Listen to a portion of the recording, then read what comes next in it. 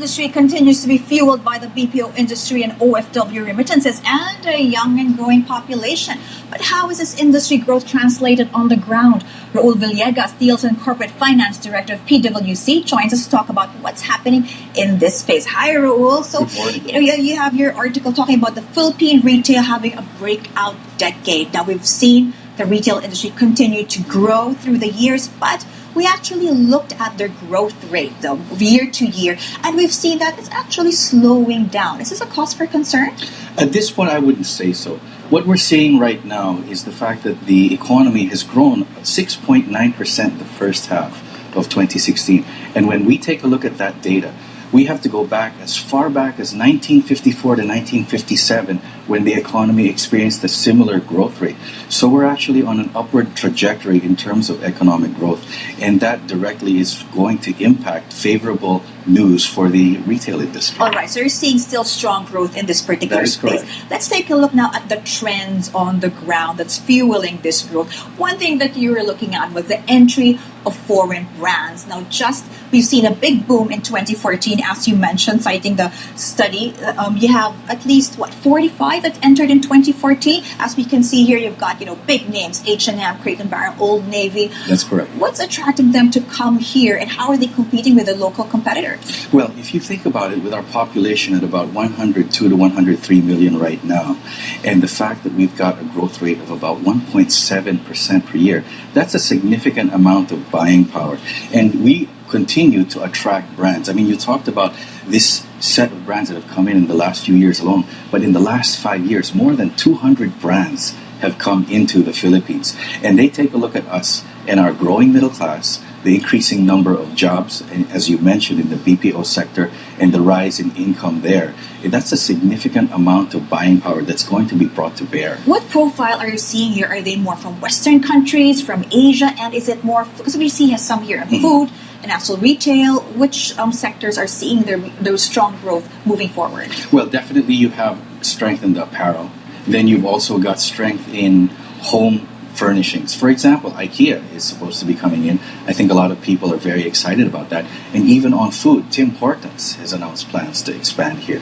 So there's a fair assortment. And I would say that the interest we're seeing is, you see it from North America, but you also see it from Europe. So we are the second largest population in ASEAN, next to Indonesia.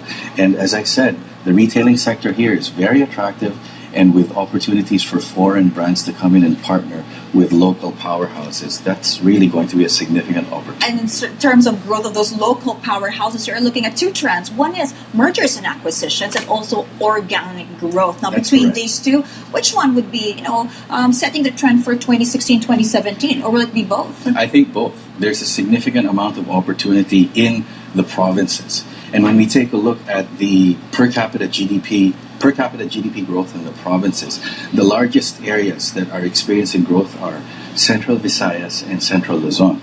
And so that's why, for example, you see the consolidation that is happening in the retail space.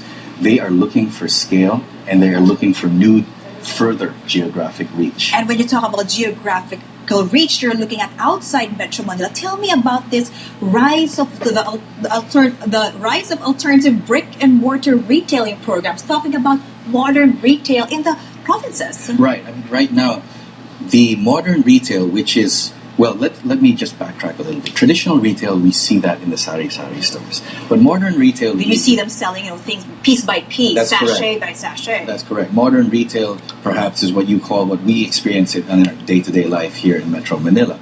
And so we only have a 27% penetration rate in modern retail.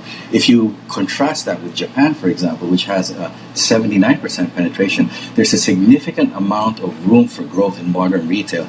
And in particular, one battleground that's going to be fairly significant going forward is in the convenience store space. Okay, so because we see this growth in the modern retail as compared to traditional retail, or what you say was the sari-sari store. So you're saying that even at 26.9%, this growth, it's not enough. There's more room. There is more room to grow because the economy is modernizing. More people are entering the modern workforce. Incomes are rising and jobs are rising. Even as online platforms come in. That's correct. It's a growing pie.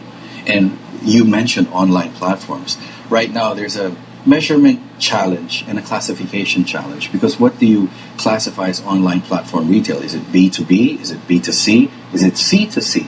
And so that being the case, the estimates are difficult to come by, but what we're seeing right now is online retail might grow as fast as 18 to 19% over the next 4 years to about a level of $4 billion here in the Philippines by the year 2020. That's stronger growth than the past few years. Because you were looking at around 9.5% the past 5 years. So well, that's for the bricks and mortar side. So So mobile enablement and people being able to actually have the means of payment such as virtual credit cards, those are stimulants. very, very interesting looking at all these new trends. And as you said, actually, the pie is getting bigger. Thank you so much, Raoul, for being with us today. Thank you very much. After the break, Senator Sherwin Gatchalian says resurrecting the Bataan nuclear power plant will take